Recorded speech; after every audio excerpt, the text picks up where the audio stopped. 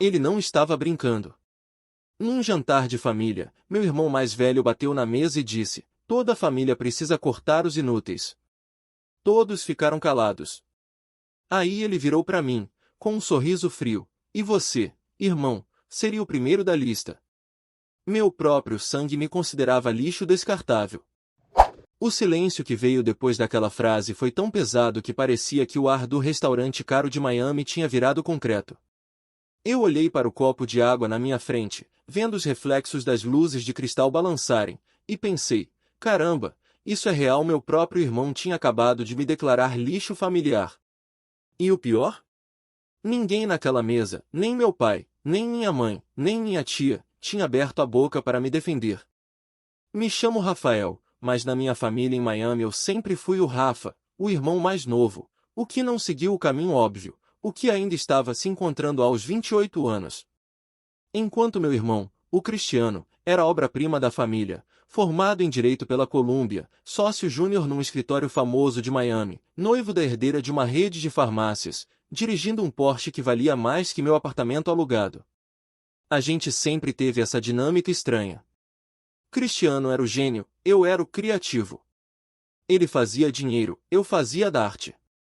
Nas palavras do meu pai, um sustenta o nome da família, o outro se diverte. Eu trabalhava como designer gráfico freelance, fazia uns trabalhos para cafés locais, bares, algumas marcas pequenas. Não era rico, mas pagava minhas contas, tinha meu espaço num bairro mais simples, longe da ostentação de Coconut Grove onde meus pais viviam. O jantar fatídico foi num sábado. Meus pais estavam comemorando 35 anos de casamento, não uma festa grande, só um jantar íntimo no Lamar, um restaurante peruano chique pra caramba na beira da Bahia. Estavam lá, meus pais, Cristiano e a noiva dele, a Bianca, minha tia Helena, a irmã do meu pai, e eu. Desde o começo, dava pra sentir a energia esquisita. Cristiano chegou atrasado, falando alto ao celular sobre algum acordo milionário. Bianca, com aquele sorriso perfeito de dentista caro, distribuía beijinhos no ar enquanto conferia as unhas. Meus pais, orgulhosos, como sempre, daquele filho perfeito. A conversa começou inofensiva. Falaram sobre o mercado imobiliário de Miami, sobre os investimentos do meu pai, sobre o casamento luxuoso que Cristiano e Bianca planejavam nas Bahamas. Eu fiquei quieto na minha, comendo ceviche, tentando não me sentir deslocado naquele universo de cifras e aparências. Foi quando minha tia Helena, a mais tranquila da família, soltou: "E você, Rafa? Como vão as coisas? Ainda fazendo aqueles desenhos para o café da rua?" Antes que eu pudesse responder, Cristiano deu uma risadinha seca.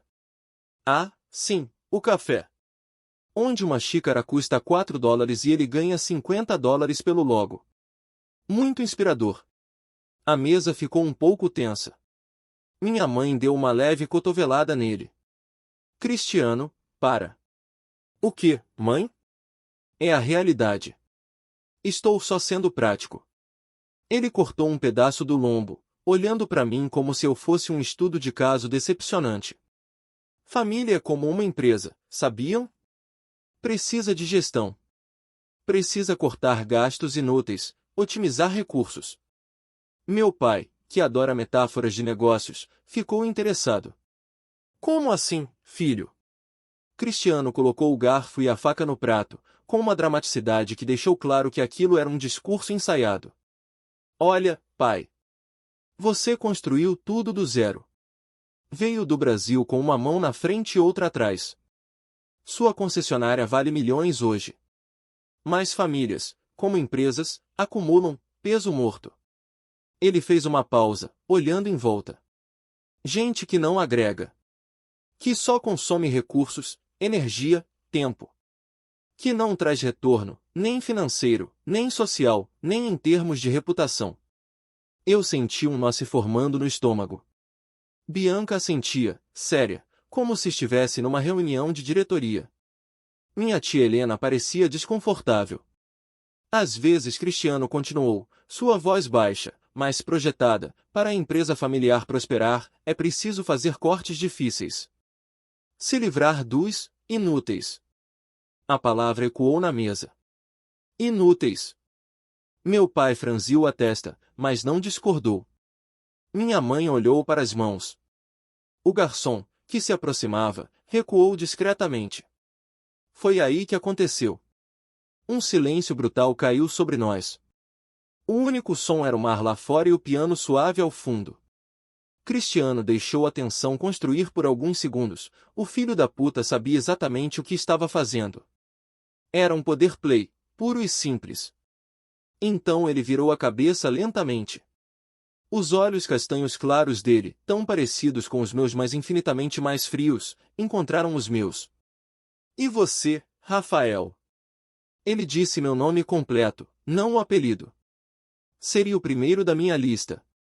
Parecia que alguém tinha tirado o oxigênio do lugar. Eu olhei para meus pais. Meu pai estava olhando fixamente para o vinho no copo, girando o cabo. Minha mãe tinha os olhos marejados, mas permaneceu em silêncio. Ninguém disse um como você ousa, isso é um absurdo, ele é seu irmão. A Bianca cobriu a boca com a mão, mas os olhos dela brilhavam com uma curiosidade mórbida. Minha tia Helena abriu a boca, mas meu pai fez um pequeno gesto com a cabeça, não. Eu fiquei paralisado. A humilhação era um líquido quente subindo do peito para o rosto. Não era só a crueldade da frase. Era a conivência. O consentimento silencioso de todo mundo à mesa. Naquele momento, eu não era o filho, o irmão. Eu era um ativo depreciado, um passivo a ser eliminado do balanço patrimonial da família Silva. Desculpa, irmão Cristiano disse, com um sorriso que não chegava perto dos olhos. Só sendo honesto. Realidade dói, né? Eu me levantei. A cadeira fez um ruído áspero no piso de mármore. Minhas mãos tremiam. Olhei para cada um deles, meu pai, que não me olhava, minha mãe, que agora chorava silenciosamente, minha tia, com pena no olhar, Bianca, com um ar de superioridade, e Cristiano, satisfeito, vitorioso. Não eu consegui falar, a voz saindo rouca. O que dói é perceber que você tem razão sobre uma coisa. Essa aqui. Eu fiz um gesto circular sobre a mesa, não é uma família. É um conselho administrativo. E pelo visto, meu contrato não vai ser renovado. Virei as costas e saí. Não corri. Caminhei com uma dignidade que não sentia por dentro, atravessando o restaurante cheio de gente bem vestida rindo e comendo, alheia ao terremoto que tinha acabado de destruir meu mundo. Do lado de fora, o ar úmido de Miami bateu no meu rosto. Respirei fundo, tentando conter a onda de náusea e raiva. Peguei o celular. Várias mensagens. Minha mãe, Rafa, por favor, ele não quis dizer. Meu pai, volte aqui. Não faça cena. Cristiano, dramático como sempre. Prove meu ponto. Apaguei todas. Não respondi. Chamei um Uber e, quando entrei no carro, o motorista me olhou pelo retrovisor. Tudo bem, cara. Não, eu respondi, olhando pela janela para a luz refletida na baía. Mas vai ficar. E naquela hora, uma coisa ficou clara. Cristiano tinha cometido um erro fatal. Ele me tratou como um inútil, um fraco, alguém que se curvaria à humilhação. Mas ele não conhecia a ferocidade de um homem que não tem mais nada a perder, e que acabou de descobrir que nunca teve nada a proteger, em primeiro lugar. O jogo tinha mudado. E ele nem tinha percebido. A semana seguinte foi um turbilhão de silêncio ensurdecedor e pensamentos obsessivos. Fiquei trancado no meu apartamento em Little Havana, aquele meu cubículo de 50 metros quadrados que de repente parecia o único lugar real do mundo. Meus pais ligaram algumas vezes. Minha mãe, chorando, dizendo que Cristiano estava sob muita pressão no trabalho. Meu pai, pragmático, vocês precisam resolver isso entre homens. Ele é seu irmão mais velho, tem suas opiniões. Opiniões. Era disso que se tratava. Uma opinião sobre o melhor vinho, sobre o time de futebol. Não uma declaração de guerra existencial. Não uma sentença de exclusão familiar. Mas o que mais doía não era a traição do Cristiano. Era a cumplicidade deles. O silêncio deles naquela mesa tinha falado mais alto que qualquer gritaria. Eles haviam escolhido. E a escolha não tinha sido por mim. Foi então que o ódio, frio, calculista e útil, começou a substituir a dor. Cristiano pensava em termos de balanços e ativos? Tudo bem. Eu ia fazer uma auditoria familiar. E ele não ia gostar do que eu encontrasse. Comecei devagar, com o que eu sabia. Lembrei de conversas meio ouvidas, de coisas que meu pai soltava quando bebia um uísque a mais. A concessionária dele, Silva Premium Motors, sempre foi a joia da coroa. Mas nos últimos anos, com a crise, as coisas apertaram.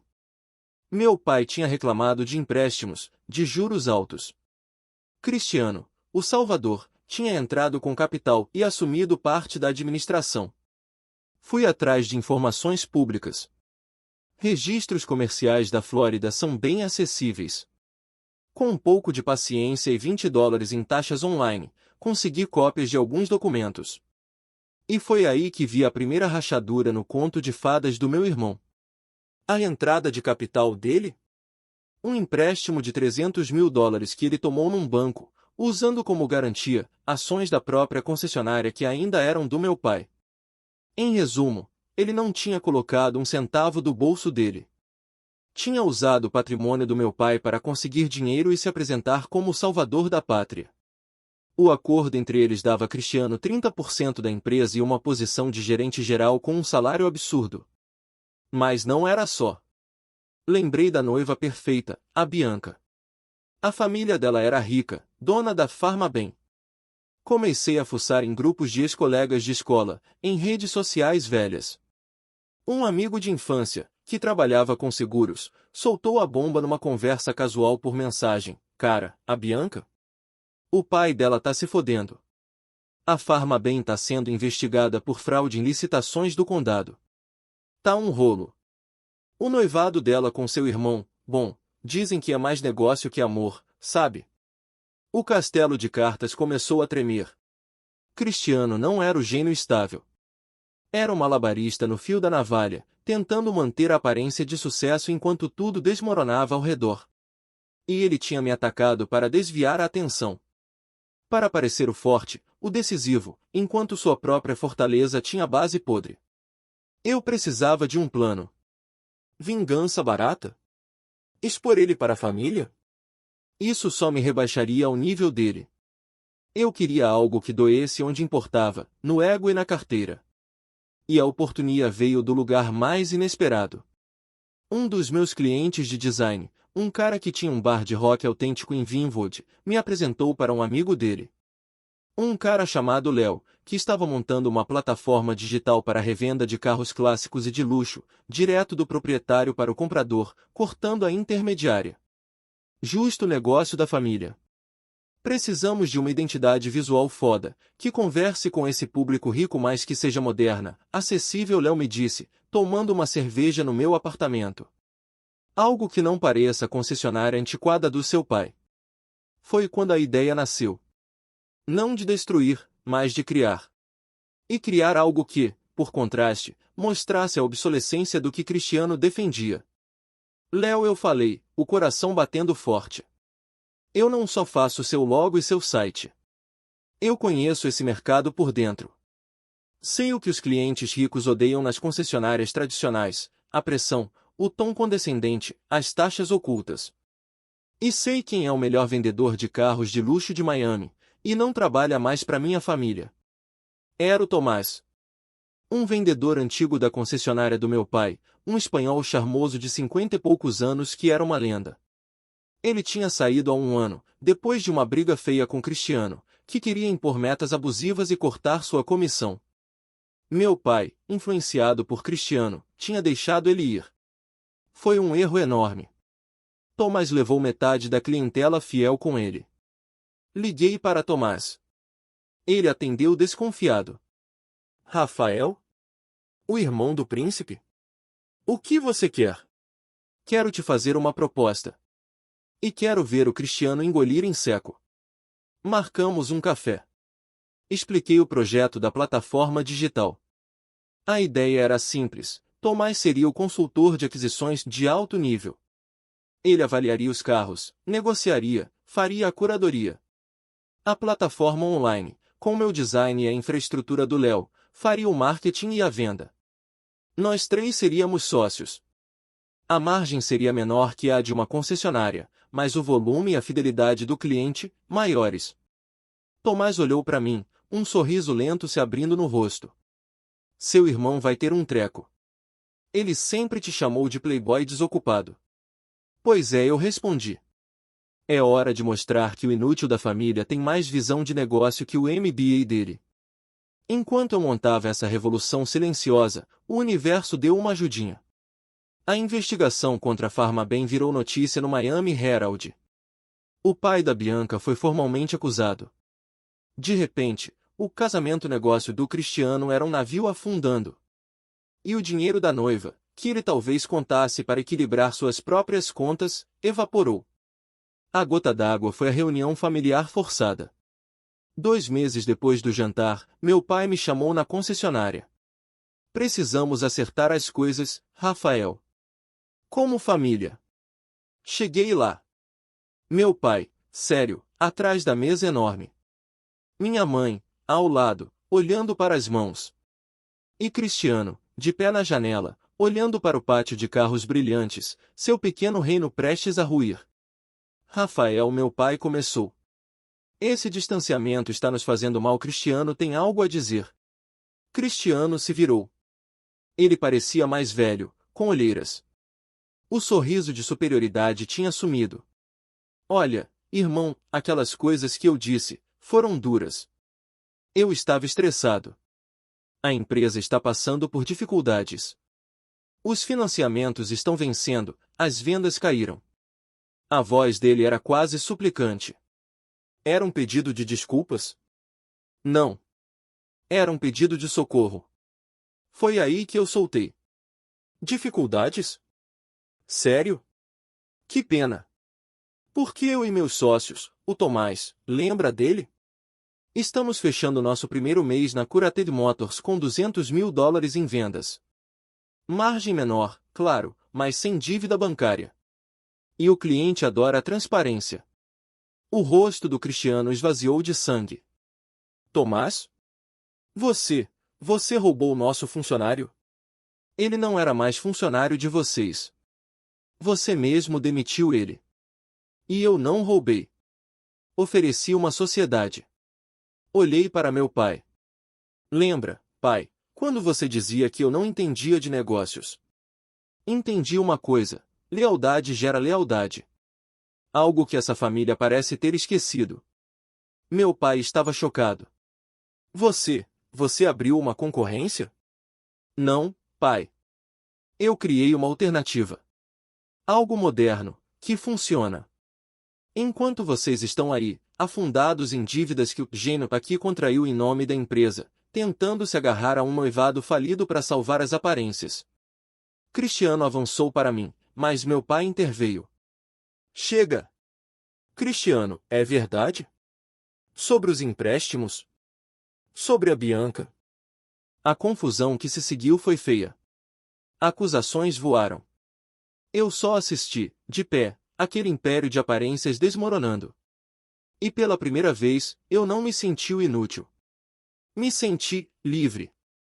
No final, minha mãe chorava. Meu pai parecia um homem derrotado. Cristiano estava encolhido numa cadeira, o príncipe destronado. Pai, mãe, eu disse, minha voz calma no caos. Eu os amo. Mas eu não sou um ativo a ser gerenciado. Nem um passivo a ser cortado. Eu sou seu filho. E se essa posição está condicionada à minha utilidade, então o Cristiano tinha razão numa coisa. Talvez seja melhor eu ser cortado mesmo. Saí da concessionária pela última vez. Não olhei para trás. O projeto com o Léo e o Tomás decolou.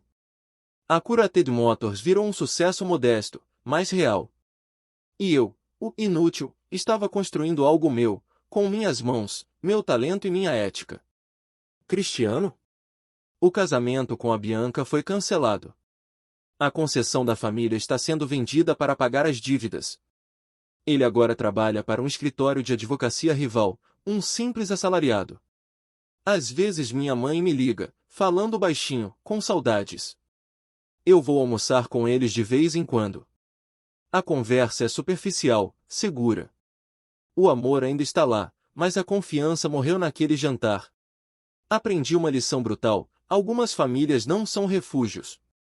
São arenas. E se você for considerado o mais fraco, vão tentar te sacrificar. A única resposta é se levantar, olhar nos olhos daquele que te subestimou, e construir seu próprio trono longe dali. Porque no final, a única lista que importa é a que você escreve sobre si mesmo.